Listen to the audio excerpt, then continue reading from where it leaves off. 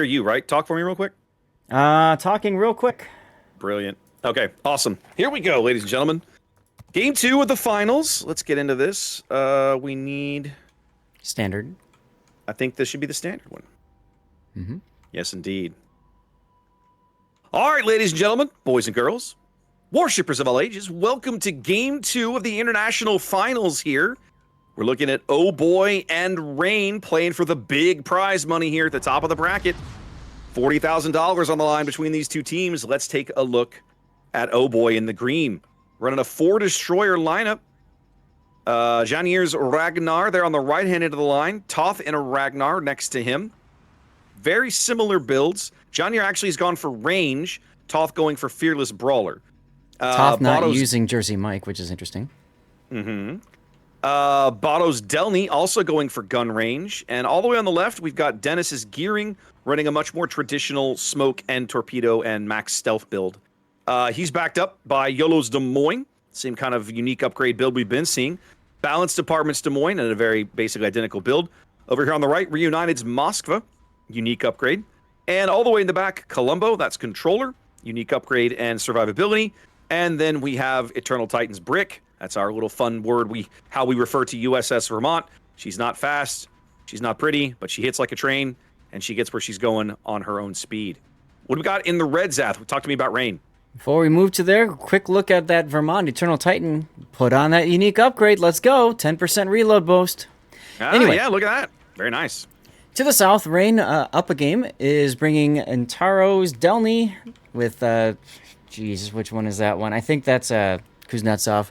The boosted preventative maintenance. We got Arturius and the Moskva, Dastard in the Ohio with one of the Does or whatnot. Colombo, unique upgrade. That's Malamu with Cincinnati. Hey, there's John the Ruthless again in a Colbert with the meme is alive. Abanu.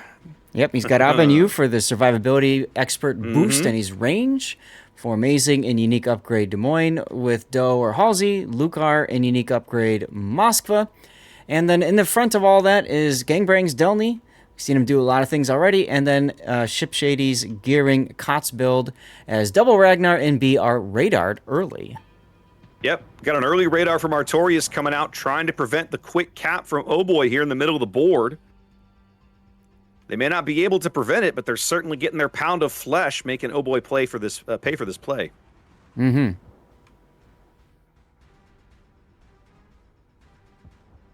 Janier taking the worst of that, but that's not true. Toth actually down about a third of his HP. He's actually firing back now. Getting into a bit of a gunfight with Artorias' Moskva. Well, he's not detected, so at least he was able to, have the last say in that discussion, although he didn't do any damage anyway.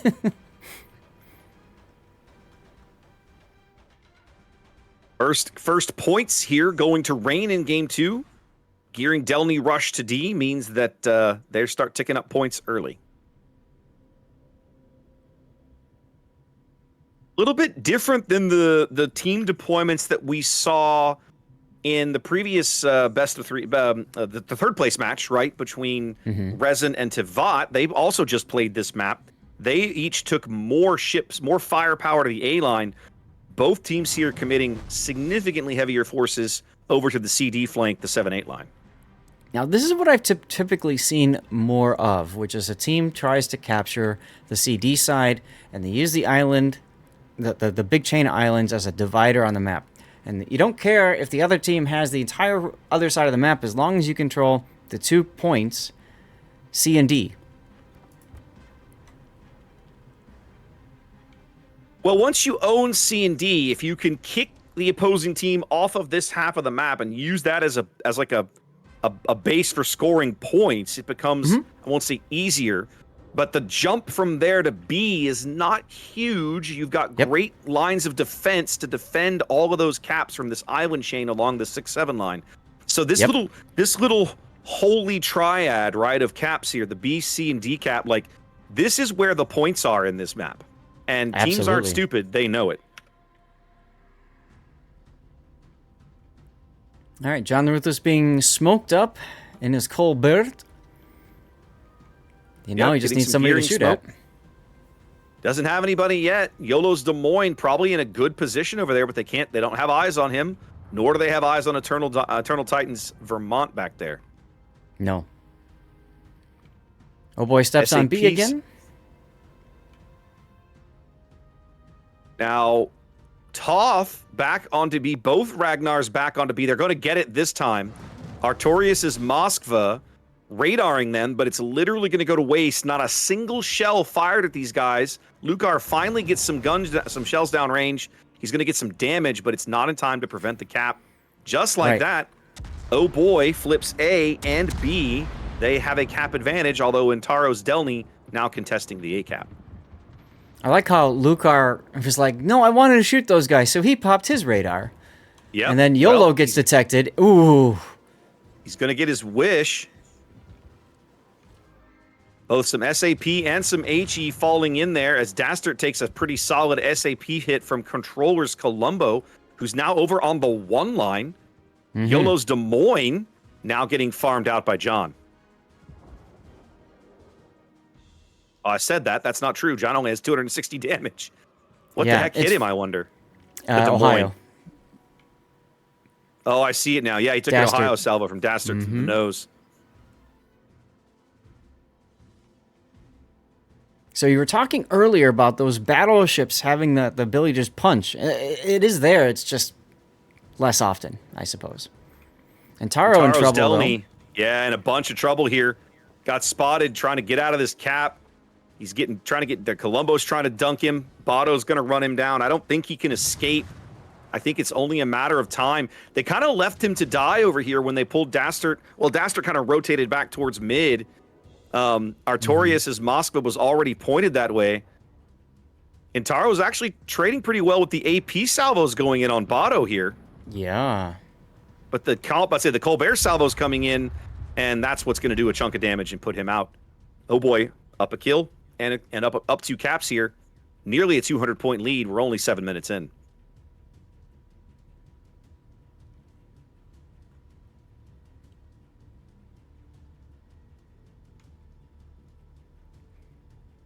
And you can see Gang is in a position now. He's just waiting for his opportunity to get into C. He's not detected, so he's going to try. But nope. He's right. Oh, he's lit now. Somebody caught it. Somebody's catching a glimpse of him. It's YOLO's Hydro. He's caught on YOLO's Hydro, isn't he? Yeah. Yeah. We can't see Hydro bubbles, but I can see radar bubbles. Oh, maybe you're not using. That's weird because I can see that. I cannot see Hydro bubbles on this map. It must be a quirk of the setup that I inherited when I installed the use these mods. So yeah. Well, Gang knows he can probably get in there. Big AP salvo going down range from Malamu right into the Vermont. Yep, we saw that. Taking about a 30,000 point hit there as Gang's also getting smashed around a little bit. Well, Gang thought, maybe I can back in a little bit. I mean, he tried. He just didn't get very far with it. I look at Malamu's Columbo, though. I mean, if I'm YOLO, I don't feel comfortable at all. There's AP coming from Dastard's Ohio, and I'm sure Arturius is also shooting him. YOLO's position is arguably the worst thing that Reigns got going for them right now. They know it. They're trying to focus him out. John's trying to drop AP onto his deck from range. He's not getting a lot of value out of it. He's getting the occasional hit. 300-point lead and growing for Oh Boy. 2 minutes from an Oh Boy win, Saf. YOLO just went dark. Nope, now he's detected again. Look at that silly radar. They popped a Moscow radar to make sure they don't lose sight of him. I think Malamu's going to just Malamu stopped. I was going to say, why don't you just drive right up his stern? I'm kind of surprised he stopped. Yeah, he slowed down. I think they wanted to make sure there wasn't anybody else around, maybe. Or they were wondering where the gearing was. Now they see the smoke. They know that the gearing torps will come through the channel up to the north.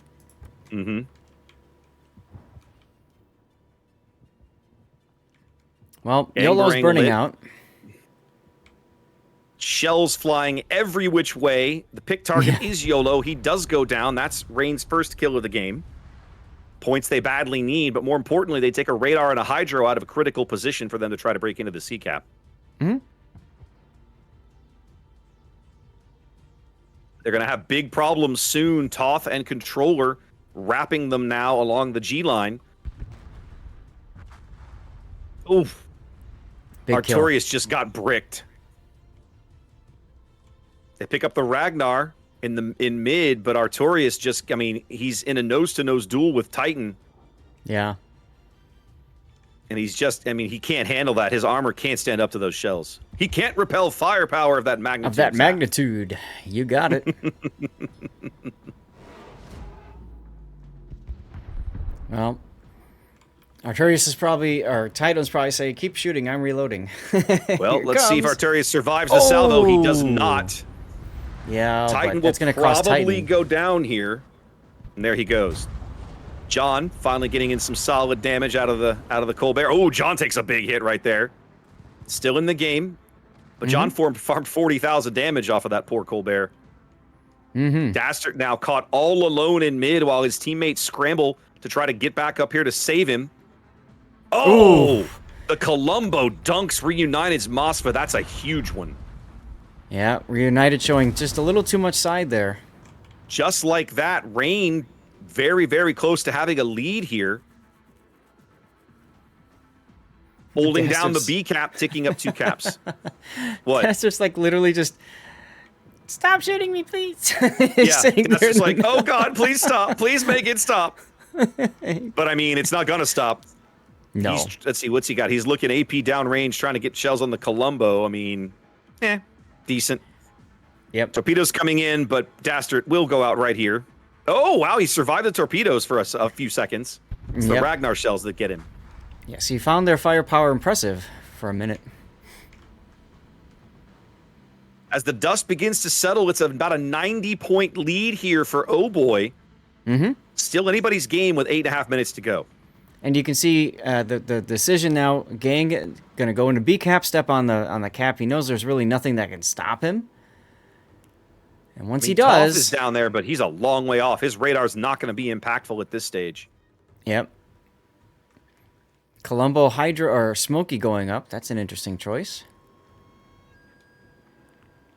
He's going to use the opportunity to try to turn out, but see, there's this thing called radar. Moskva radar coming out. They took a blind fire salvo in on Controller. Feels like a bit of a miscommunication there between Malamu and Lucar. Lucar's radar was ticking, but he didn't put it up until right after Malamu pulled the trigger. Yep.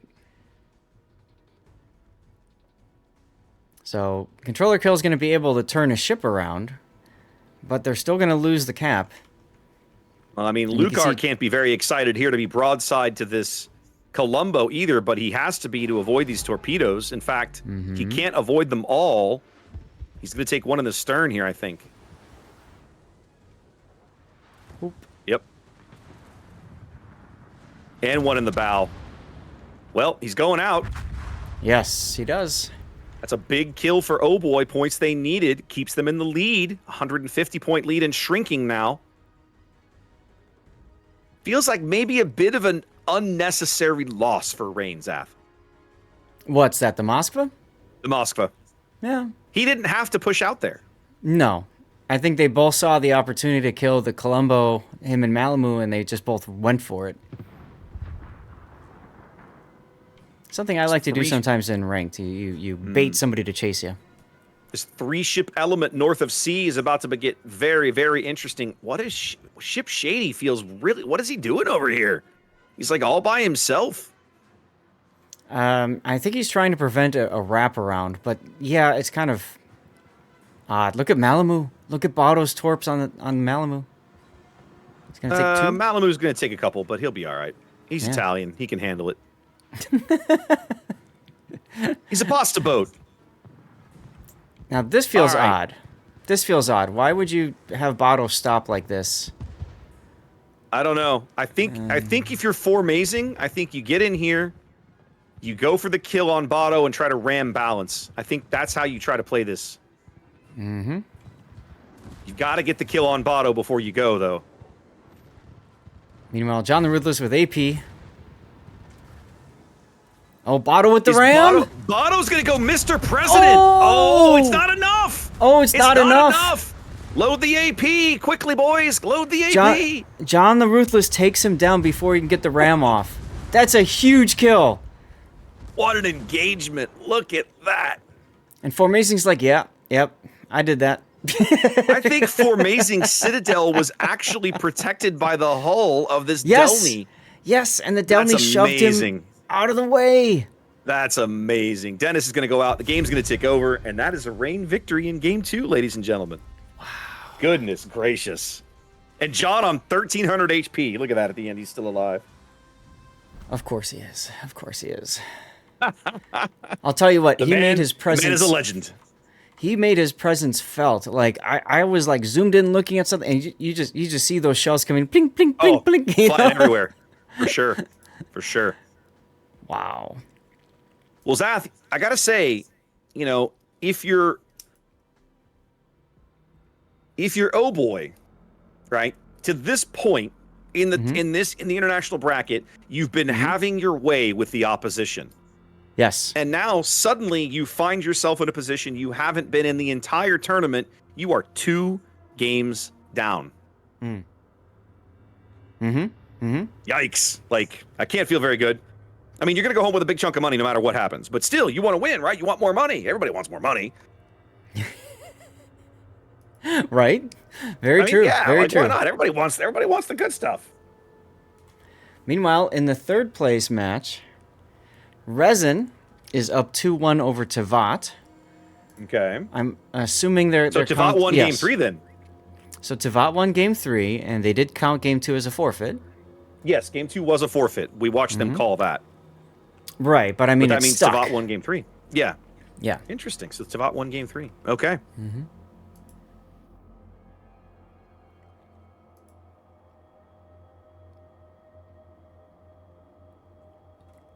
All right, well,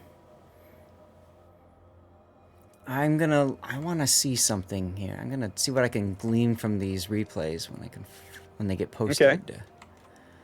I'll go back to the best of 5 screen for now. Let's go back. Details, download replay. And here we go.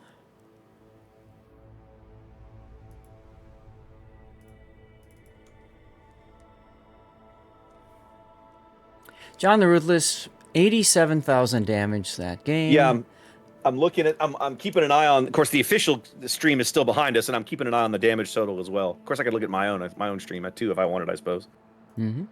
900,000 potential is what he got. That's not the most. That's not bad. It wouldn't be. Dastards, Ohio, who pulled up and dropped anchor in the middle of B. In the middle of the map. 2.466 million damage. That sounds about right. Almost 2.5 million. Wow. Gangbang with 1.2 million potential.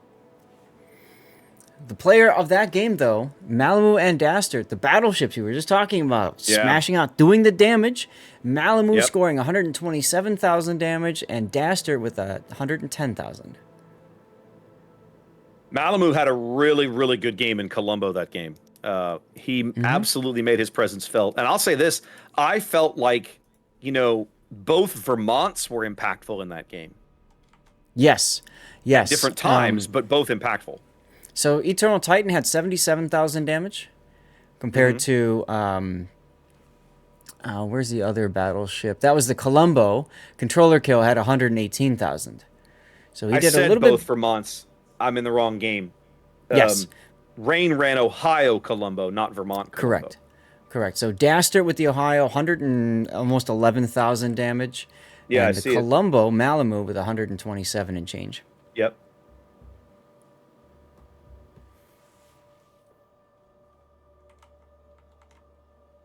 I'm waiting to see how I want to see how what camera angle they get on this this goofy engagement at the end with the destroyers. With the ram attempt? That was so close.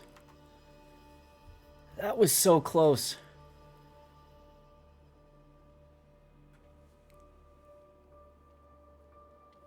What I thought was going to happen was that Botto was going to ram out Formazing, and and kill them both, and that would allow balanced into the cap.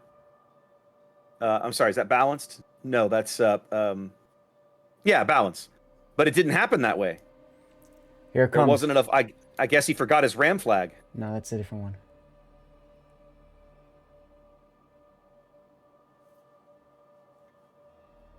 Who forgot the ram flag? I was going to say Botto, I think, didn't have a ram flag on. I think otherwise he wins that fight. Botto didn't even get the ram off. Right. You're right. He died just before. Right. Still, though, spectacular to watch. Spectacular to watch. Botto did not have a ramming flag. You are correct, though. Okay. Anti-det? I think he would have. So what I can't figure out, I'd have to go back and watch that engagement again. The kill counter says that John got credit for killing Botto. I think he got the ram off. It wasn't enough, but yet if he did ram and this is why I want to go back and watch it, right? Because Formazing took a huge hit that could not have come from anywhere else.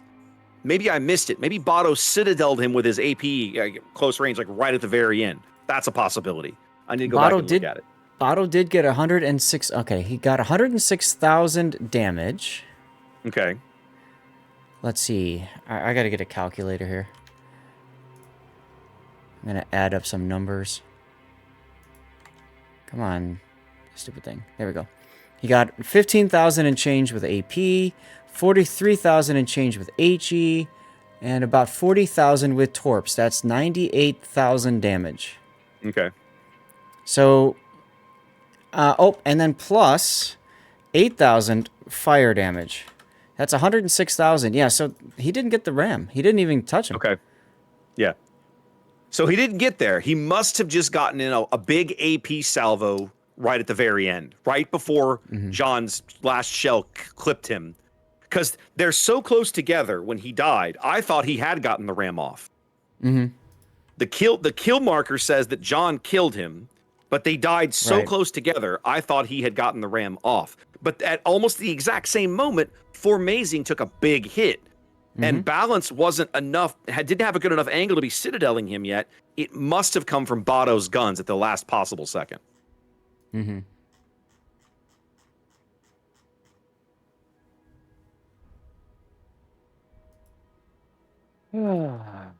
Well, 2-0 Rain. This could be over next game, Zath. It could be that quick. We could be done and off to the after party, yeah. Well, I mean, or if the third place game is still third place match is still going.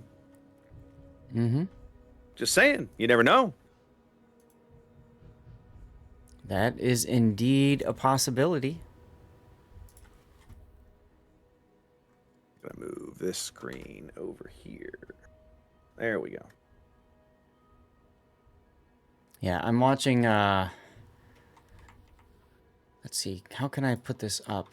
I can do this, like this. And then put this here. What is this? Where do I watch? Hello? Hello? Problems? Come on. No, I'm trying to open a new page. Maybe this is yeah. Okay. There we go. I'm trying to watch. Let me know when clip. you're ready. Okay. Let me know when you're ready. I want to get back to our Japanese question. I'm watching the clip right now. Okay. I just paused it. Botto's at 716 hit points. Formazing's at 12,380. Okay. Botto dies. Formazing does not take any damage from Botto at all. Botto dies. His momentum goes down to 7,000 HP. Formazing right now, Botto's at 0. Formazing's at 11,860. So Botto, his momentum carries him over. I'll send to you the link for my clip from my view, and you can see it on your own as well if you want. And then something else hits Formazing. I don't what did it? Do I have balance department up here? Let's see, it's back up. Okay, hold on. I'm gonna watch this now.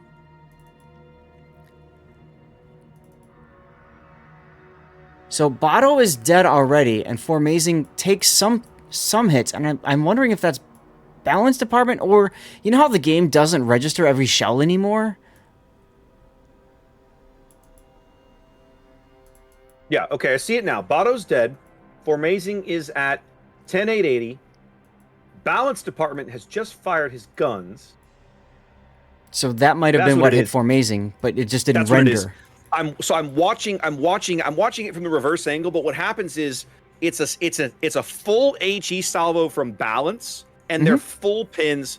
All of them are full HE pins into Formazing's bow. But because it all happened on top of each other, it almost looked like a ram, but it wasn't. You're correct.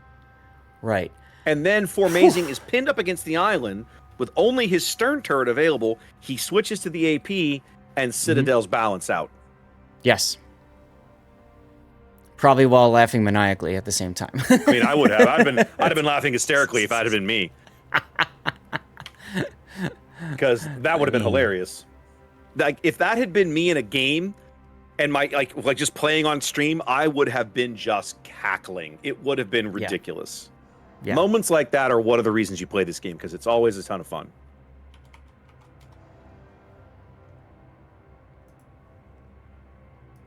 All right, well. I'm going to hit the head for a second, then we'll get to your question. Okay. Please do. Oh, they're still doing game replay over there. Game analysis. I was going to try and push an ad, and it won't let me for reasons. For reasons.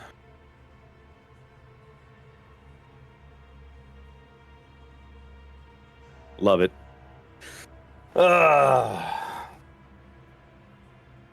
Nice, Twisted. You'll have to send me that clip sometime.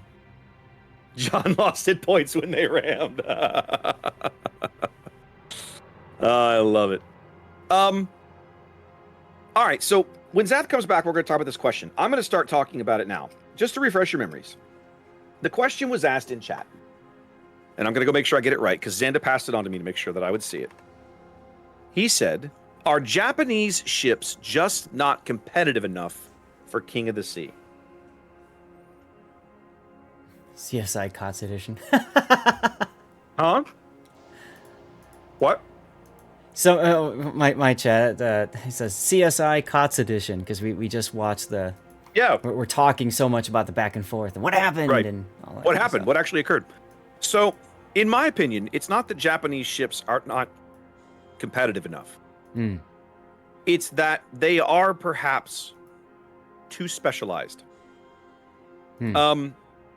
When you can only take 9 ships, one of the things you're looking for is a ship that offers a lot of tools, a lot of utility, right? A lot of things, maybe not as many things that it does amazingly, because the more you specialize, the easier it is for your opponent to counter what it is that ship does or what it wants to be doing. If you're a generalist, if you do a lot of things well, it's much more difficult to zone out a ship like that, because if you I'll use Italian battleships as an example. One of the reasons you take an Italian battleship is for the big SAP shells, right? How can you negate SAP? Well, one of the ways you can do that is you can go bow in. I was going to say you could kind of show a broadside, because if you're showing SAP, if you're showing a flat broadside, like SAP doesn't really care necessarily. It's only ever going to do full pen damage as long as it can get full pens. But again, if you start to disrespect my SAP, I'm still an Italian battleship. I'm still a battleship. I'll just load AP and crush you. And we saw Malamu do that, right? We saw both Columbos in that game make opportunities of that. So Japanese ships, depending on the line, frequently don't offer enough. Zhao is probably the poster child example, right? What does Zhao offer? Amazing guns. Zhao's main battery is amazing. Her torpedoes are pretty good. If you want to put a Zhao on a flank that you expect to get pushed on, she's really good at like kiting things away. She's very stealthy, but she has no real means of detecting or things for her to shoot at. She doesn't have radar. Her hydro is short range. Her submarine surveillance thing is useless in this format. So if I'm going to have to pair a cruiser with a destroyer to try and hold back a flank, I want something that has more utility than a Zao, to cherry pick one example. And I think as you start diving down that rabbit hole with Japanese ships, you find a lot more that fit that problem, that had that problem. If King of the Sea, if we were to go back in time about 4 years and have this very competition 4 years ago, you'd see a lot more Japanese ships. You would. There's just too many ships everywhere. Well, yeah, or Shikishimas even. So, the thing is that, we have situations now where most of the Japanese ships, there's a ship that, as Raptor said, does it mostly the same. In some cases better, some cases worse, but they're also good in other areas as well. And so the result of it is that most of the Japanese ships, while decent on their own, just can't make it work in a competitive team-based environment where you really need to use the advantages of one ship and the advantages of another to overcome the disadvantages of the first ship. I think that's the problem. I mean, can you see the Zao in King of the Sea? Maybe, but there's so many better choices. It just doesn't. It's not enough. Exactly. Add subs to the game. Maybe you see Zao. I would agree. If you saw, I'll tell you, just to keep cherry picking the Zao example. If there were submarines in this format, you'd see more Zao. Guaranteed, you would. But yeah, I think it just comes down to the Japanese ships you do see, which are mostly boiled down to Shimakaze. Apparently, we saw Dastard. We missed it, but he took a bungo. I think there is value in that ship in game on the right map and the right strat. That ship offers something quite unique, and it's still a battleship, still a good ship. So, yeah. Hey, it's game 2, Zath. Hey, we got a game. We got a game. We should go do this. We should go do the game thing. This could be the kind of what? Go ahead. I was gonna say this could be the last game. This could be. And the tournament. This could be the last game of this series. We don't know if the third place match, if that goes to game 5 and this goes to game 3, we might be able to sneak in and steal a game over there. But for now, let's focus in. Zath, talk to me about the Rain lineup here at the top of the map in green. Yeah, so Rain has Ship Shady in his usual KOTS build. There's Antaro now in his Z42. Gang is once again in that Delny. Arturius is taking the Howdenlu with unique upgrade to all the Dutch ovens. We got John the Ruthless in a Des Moines now with unique upgrade. Formazing and unique upgrade. Moskva with one of the... I think that's Kuznetsov. Lucar in a unique upgrade Moskva. Malamu in a unique upgrade Colombo with Sansonetti. And Dastard in unique... no, there's no unique. Just a regular Ohio sniper build Ohio with Doze or Halsey. Very almost identical lineup to what we saw Rain run on North in their series against Resin earlier as well. Hey, if it works, why not, right? Why change it? I know. All right, let's have a look at OHBOY in the red on the south side of the map, running double Delny. We're looking at Bado running that gun range. And Janier also running... Oh, he's back. He's in Fearless Brawler. Yeah. Also headed to the eastern flank, Toth in a Des Moines, unique upgrade. And what is that? That's top grade gunner. YOLO's Marseille, one of the first time we've seen a Marseille today, Zath. Marseille was banned in at least one of the series we covered. Not banned here, possibly making an impact. Running improved adrenaline rush, improved turret traverse, a little bit of speed boost action, and gun reload. That's on Backed up by Eternal Titans Kremlin. Unique upgrade Kremlin. First one of those we've seen today. Reunited's Moskva, also heading to the DE flank. Unique upgrade. Controllers Colombo sort of hanging mid here with a survivability unique upgrade build. Only 2 ships headed to the AB flank, Sath. Only 2. That's Dennis's Gearing, much traditional King of the Sea build. Adrenaline Rush, Stealth, and all the smoke he can get. And then Balanced Departments, Des Moines, unique upgrade, and top grade gunner. Early contact. Delny on Delny action. Whoa, Jen, you're already getting beat up over here. And I was going to make a comment about OHBOY's very, very heavy DE deployment. Gangbarang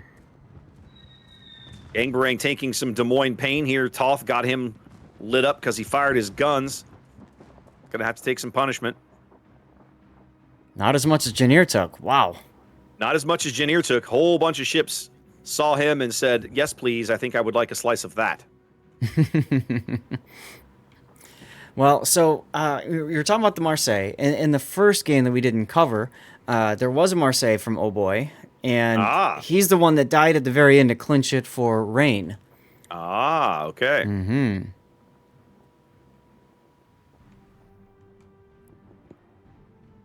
Bado's going to grab E because he's in a Delny. Yep, beats Intaro Z42 there. So, first points of the game started ticking up from the A cap. That's Rain, that's Ship Shady and John. And now, Dennis and Balance will pick up B. So, in a moment, OHBOY will have a cap lead. Not quite there yet, but soon, hashtag. That's right. Reunited driving boldly into the D cap as well with his Moskva. Looks like he might even pick that up. Although I'm betting some Howden Liu Dutch oven bombs will be coming shortly. Yeah, this is a risky position for a Moskva to be in. It's easy to be smacked from the side. And then, of course, when you're in a game with a Howden Liu opponent, like you said, they're just going to sit there and get Dutch ovened. He's going to get away with it, though. He'll get the cap, and he'll probably back away from it. Yeah, I would back out of it now. Just like that, it's an early cap advantage for OHBOY as Gangbarang's Delny's going to run and pick up C. They're going to radar him. It's not going to do him any good. They can't do anything about it. No. Nobody has shots into that cap. It does confirm where he is, though, but, I mean, they probably already knew since he was being capped. It is at least useful information. And so now we're on the clock, right? Because North plays so quickly, once the points start ticking, here we are, 4.5 minutes in, and only 5.5 minutes on the timer. Mm-hmm. So if you're Rain, you have got to get a move on. You can't wait around. We kind of saw, when we called this game earlier between Resin and Rain, it felt like Resin maybe kind of took a little longer than they should to pick a strat. Like, what are we going to do? Mm-hmm. Rain can't make that, Rain can't make that same mistake. Whatever it is they're going to do, they got to do it quickly. I like YOLO's attempt here with the Marseille. They got the E cap, but they're not going to sit and hold like the traditional. They're going to move up and put pressure on Arturius' Howden Liu. And Arturius can't back up because Reunited is still there in the Moskva. Yeah, he has to sit there and take it. That Howden Liu OP is no joke, though. Well, he gets some good full pins there. That's the problem, is that in order to get to this island, YOLO has to show side at some point, and he knows that if he goes too far over, then Dastard's in a position to smack him. Yeah. So he made it there, losing it, not that bad, actually. Well, he has to thread a very fine needle. He does it well. Mm-hmm. 100-point lead and growing now for OHBOY here in a critical Game 3 for them that they cannot afford to lose if they want more of that prize money. That's right. So Arturius backs up. Reunited uses AP, hits him on the butt, and reminds him, hey, guess what? I'm still here, buddy. Yep. And take a look at the fire effects on that camo that most of you all are going to get with that mission from the drop. That's really cool looking, isn't it? Yeah. It's only a matter of time before Arturius goes out here. Eternal's either going to punch him in the nose or the secondaries are going to finish him off. Ooh. Turns out Eternal's going to pick that kill up. Yep. That's huge for YOLO because now he can chill and heal. Yep. 200-point lead and growing for OHBOY. Cap advantage and ship advantage here in Game 3. Mm-hmm. The enemy is about to win. 3 minutes to go for OHBOY to win.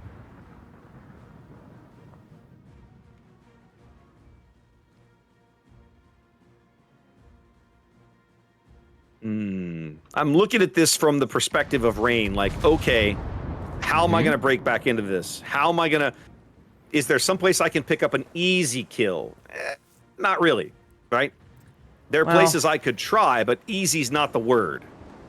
The problem is for Rain is that they're all kind of clustered. Now, what they're looking for is a mistake, and I think we might be seeing one here. YOLO, instead of, like I said, just chill and heal, he decided, nope, I'm going to come out. And in doing Yeah. so, he's showing side to Formazing's Moskva. But he does manage to go dark and Yep. save the ship, which is obviously important for him. I think Rain is hoping for such a mistake to happen, right? That's their door back into the game, is just picking up a kill. But aside from YOLO, there's nobody else that they can really just Well, wreck. time's ticking away. We're under 2 minutes now to an oh boy win here, and that's the thing about mistakes, right? The game has to be played long enough for the opposing team to make a mistake. If you're trying to force one, you have to hurry along, and usually you make mistakes when mistakes happen when you rush, Seth. And Of course. At this point, it's Rain who needs to be rushing. They got less than 90 seconds. Mm-hmm.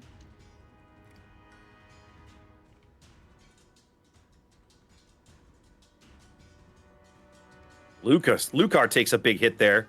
Yeah. Is that the Colombo SAP? That was Looks Colombo like it was. Yep. Absolutely. And even though that's not enough to kill Lucar, it definitely makes him smart. And this is a cap that Rain already owns, so who cares? So here we go at last. Competing radars going up at B. John the Trying release to get torpedo. shells on Ship Shady. John's gonna, wow, do a little bit of desync there. He does take one. Mm-hmm. They're gonna try and drive Ship Shady off of this cap. They do succeed in doing that for the moment. Colombo shells falling in. Very little. No, but Ship Shady is going to step on the cap. Now take a look at the Moskva on the other side. Oh, Eternal Titan's in trouble. Formazing now diving into the D cap. Titan sees this. I saw Titan make this turn. If I'm United, I'm moving up to help Formazing. I'm moving up to help Titan with this play. Right. Yep, it looks like he's trying. Yep. And Daster was like- looking for those shells, and some connected, just not enough. 20 seconds now. They've managed to push the gearing off the B cap yet again. Ooh, Malamu. Ooh, where did that come from? That was Malibu. Malamu's Colombo.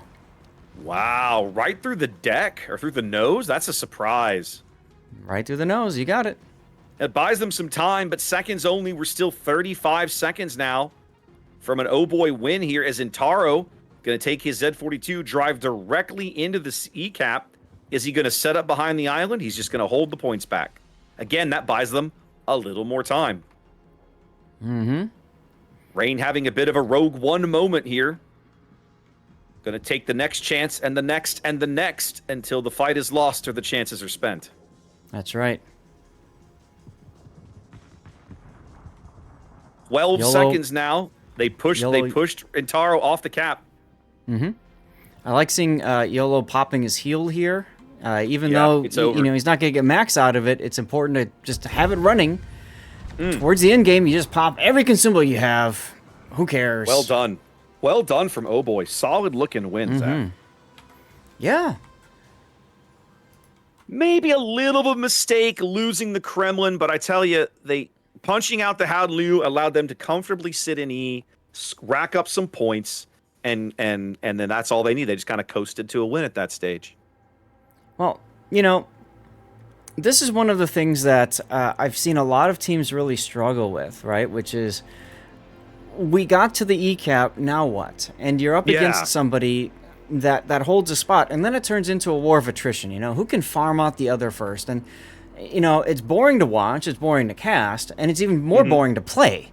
So Right. I love how they were aggressive and they saw the opportunities. The Moss replacement that I highlighted, not so strong if it allows for flanking. That push up from Oh Boy prevented that flanking shot, so the Mossville was safe. And then you saw the importance of the two working together, the two sides taking down the Howden. It was a thing of beauty to watch. It really was. It was actually, and I like that they kind of, we talk about teams focusing a target.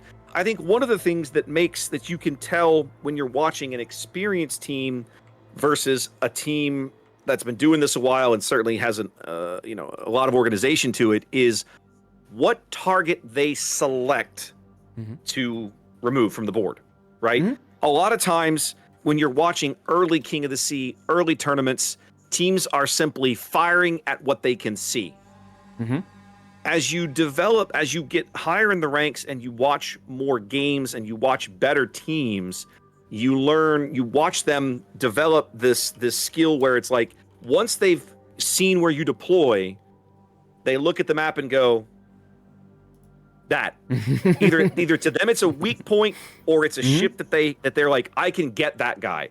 Focus him. You move up, you're holding him so he can't reverse. He can't just reverse forever. Like, it's not necessarily exploiting a mistake from the other team, because I think that's not fair, but it's choosing what you believe to be a weak point in the enemy position based on how you're deployed, and focusing that weak point until it's gone. Right, but it's also recognizing that, especially quickly and early. Yes, and especially on a map like North, you don't have time. You have to be in a hurry. You remember playing clan battles with Toxic Symphony, right? It's been a hot minute, but I do. So I remember there were times when he would call and he's like, "All right, this is what they're gonna do. This," and he could tell that in the first 30 seconds of the battle before. And sure enough, 9 times out of 10, that's what happened. That's what and they when did. you know, and that's the kind of skill that's necessary amongst the players on these teams, especially the caller, to recognize what's going to happen and kind of 4D chess it, you know. And okay, now they got this cap. They're gonna move the Delny over this side, right? They're gonna relocate it or something. So there's a lot involved in these terms, and it's unfortunate that we can't cast and sit in a voice channel and just listen to them do that. I've done that a few times in other tournaments. For example, I think it was... Shoot, what was it? Was it Beat the Pro? I think it was Beat the Pro. Okay. We were able to sit in the voice channel of Shaft and just listen to them talk through a battle, and it's just so eye-opening. It was great. It was great, especially one time. One of the boosters that the amateurs picked was that the pros had to use native languages only. Oh, that's tough. There was a Japanese player on Shaft who could only speak in Japanese. And she would go and say something, and you could tell everybody kind of knows what she's saying, but kind of really doesn't. Kind of really doesn't. That's so funny. that was a lot of fun. That would have been entertaining. That would have been entertaining. I would have liked to have seen that. Well, Zath, we're not going to get a sweep in the finals, which is nice. It's always good to have competitive matches. Let's have a quick peek. How is Resin Tivat doing? Tivat has evened the score, my friend. They're going to game 5, 2 apiece. Yep. Now, as typical for Wargaming Official as well, they have made an announcement during King of the Sea. They like to do that. Oh, what would that be? I don't know. They've got special operations with flagships on the enemy fleet. Okay. So they're going to take the current naval station. Here we go. I'm looking at the blog now.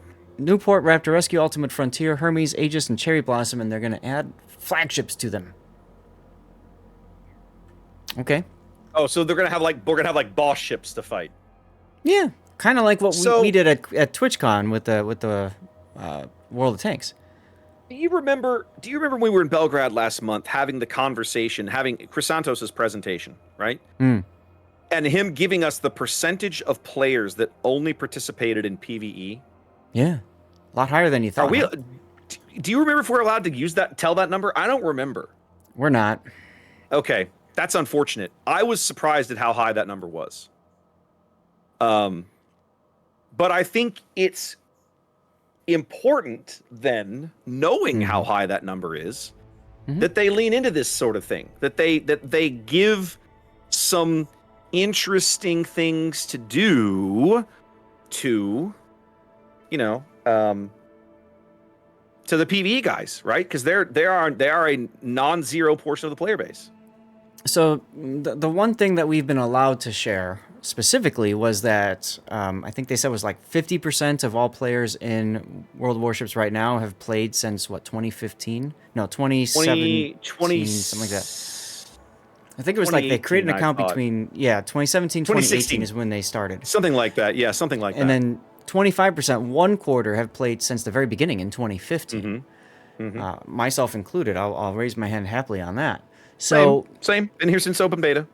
I think it's well worth wargaming to figure out what keeps them coming back. What keeps these players engaged, and for a certain segment that's going to be PvE content. So I think it's great to see them working on that. They've got new ship concepts. I would be fascinated to see where those two Venn diagrams overlap. Right? You have the percentage of players who have been here that long, and the percentage of players who only participate in PvE. How much of that is overlap? Right? I would really be curious to see that, because it's one of the things that we've talked about many times. I've talked about it in my quarterly review series. Right? As a veteran player, it frequently does not feel like wargaming is particularly interested in retaining my time in the game, in the sense of they don't really care if I log in all that much, right?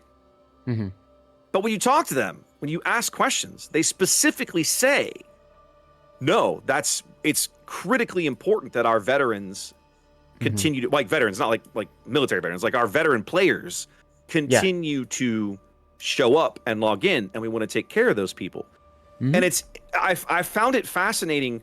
It feels like there's a disconnect there, right? Because like wargaming, it's important to them, but so many of the veteran players that I talk to, they almost feel neglected is the right word. I don't know if that's the right word. It's easy to feel that way when you give feedback and it doesn't seem to have an impact, right? Right. I think back to, you and I were lucky enough to go to 2 CC summits. And I think back to the first one that we went to so long ago. And when they mentioned how players who don't spend any money in the game but log in and play battles are just as equally important as people who do spend money in the game. Yes, because you've got to have people to fill up the games. Bingo. You can't have battles without both types of players. And so if you piss off the people that are spending, that hurts the overall battles. If you piss off the people who aren't spending, that also hurts. So it's like you have to... just as bad. You have to try to find ways to placate both sides. Which is tough, folks. Which is incredibly to really difficult. So yeah, I think that's awesome, that they have that problem. Speaking of problems, we have a game to cast. Why don't we head over and do that? Let's see who's on left. Is OHBOY. We're gonna be the reverse spawn, this forced reverse drop this game. Thank you. You are welcome.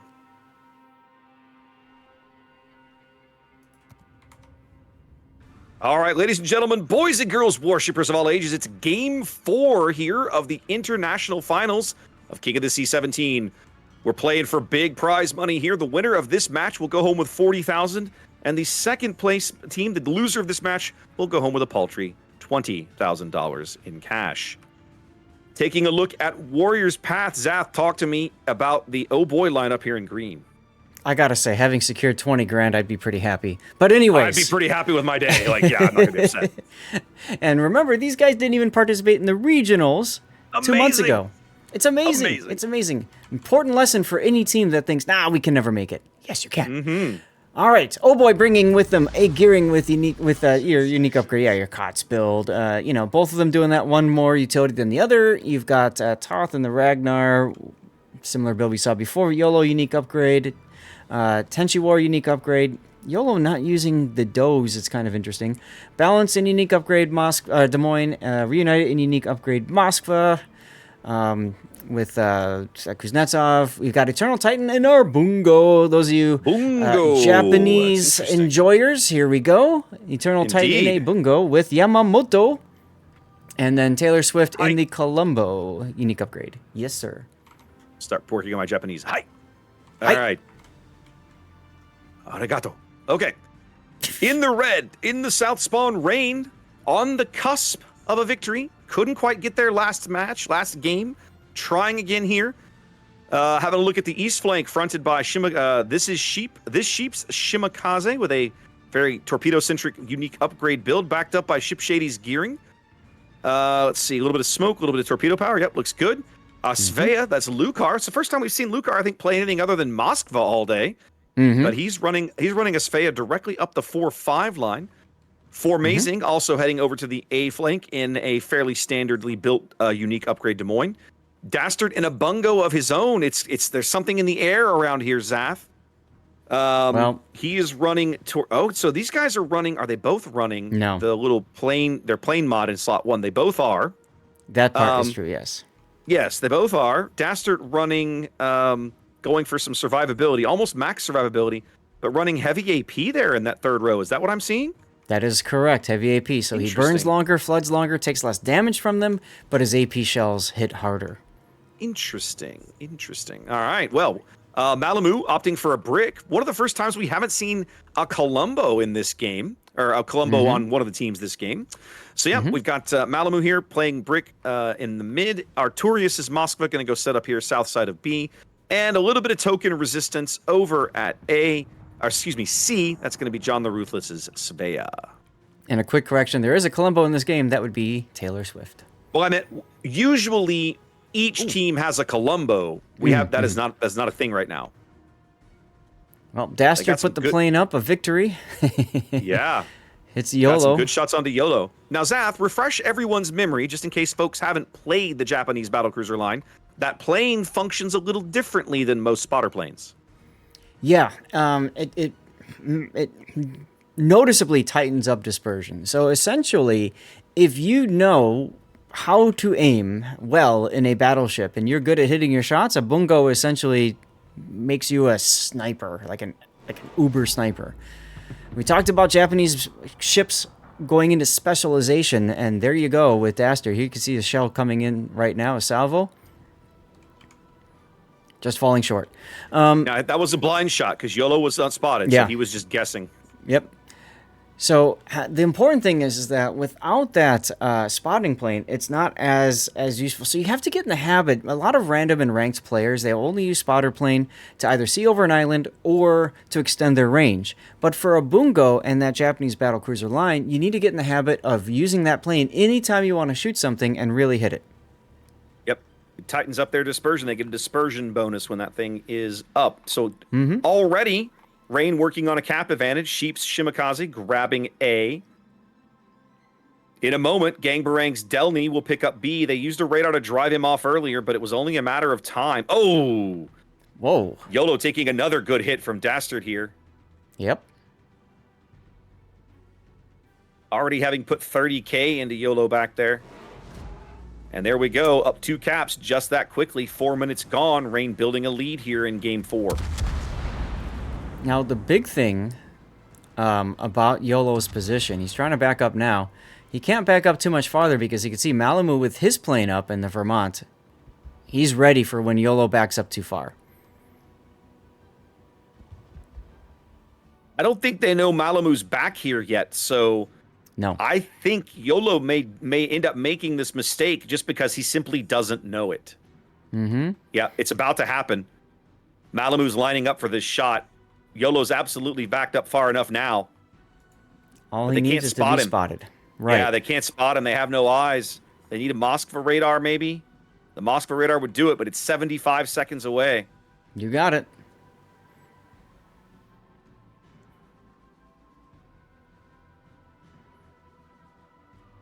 Malamu's holding here. He's looking for this shot. Well, he's also got nowhere else to really shoot, or, I mean... You know, he's not going to shoot Reunited, whatever. Yeah. So, you know, this is it. And it happens so many times in game, right? You shoot at something, and then the thing that you really wanted to shoot just magically appears right after you fire your guns. Yep. Well, here we go. Toth's Ragnar now into A, trying to catch the flip. They catch Sheep's Shima on radar.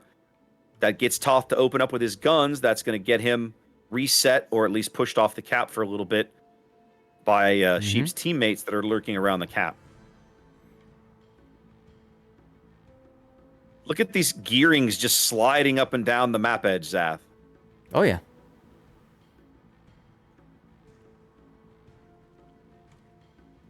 Well, and they do that because they want to make that death snail, but they don't want to slow down or turn at the end of the death snail, so they just hit the edge, whatever.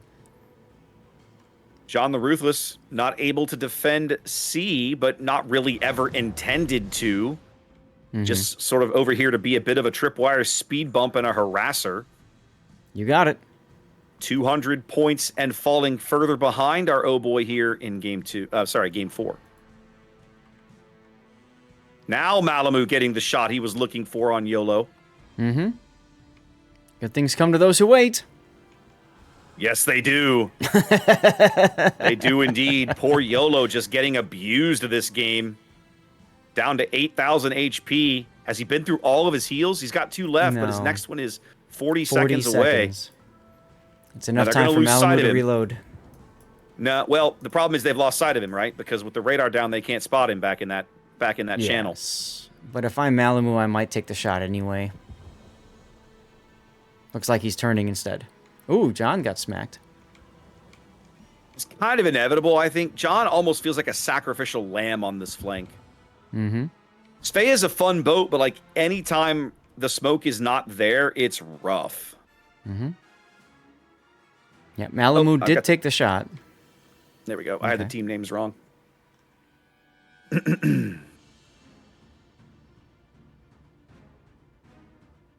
Malamu took a blind shot and just came up empty, huh? He came up empty, yeah. But I figured he would probably do it. If his plane was up, I think he'd have a better shot at it. Yeah, I mean, you 100% might as well take the shot. It does. I mean, it's not like you're not paying by the shell, you know? Right. Well, it's a 300-point lead and continuing to grow here for Reign. 3.5 minutes on the timer, only 8 minutes played in the game. OHBOY just not able to make inroads against this position that Reign has set themselves in right now. Now, this game highlights one of the other topics from earlier. We were discussing the merits of Japanese ships. We just talked about the Bungo, and we're seeing it here. The Shimakaze versus gearing debate is another big one that often comes up. The issues that the Shimakaze has compared to the gearing, the smoke doesn't last as long, so it's not as good for smoke snail.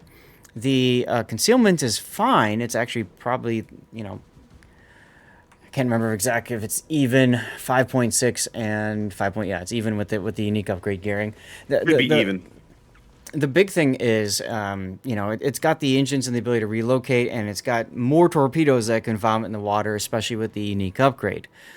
The problem is that those torpedoes are easier to spot, and therefore almost easier to dodge compared to gearing torpedoes, which have less reaction. So you have to decide, what do you care for more? Do you want the longer smoke, and do you want the harder to spot torpedoes? Or do you want more torpedo weight and a little bit more maneuverability at the expense of smoke? It comes down to how the team wants to use it, really. Taylor's Colombo now trying to make a play for the B cap. Feels like OHBOY's getting a little desperate, Zath, as Reign ticks over 800 points here with only 2 minutes left on the timer. Yeah, well, something's gotta give. Yep. So Taylor's gonna take a torp in the bow. Little Delny tickle. Gonna make inky, but there's this thing called radar.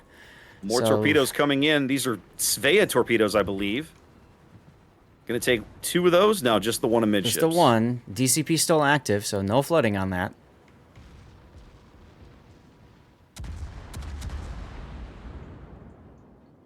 One minute and 40 seconds now.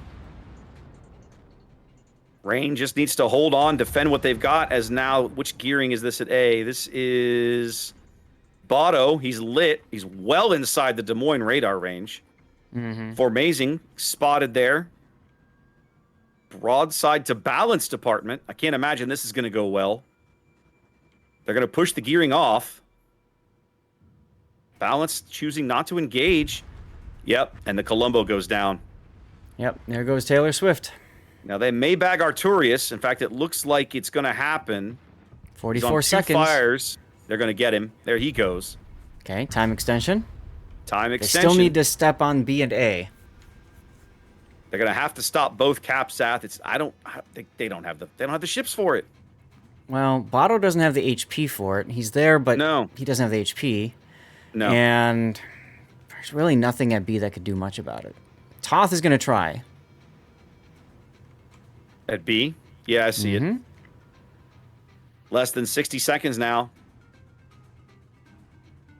Feels like it's all over but the crying here for Oh Boy. It really does. Bit of an anticlimactic battle, just a whole lot of board position and time. Mm-hmm. Well, as King of the Sea so often does, board position is the most, the deciding factor, right? They're going to get Toph in here. They're probably going to flip B.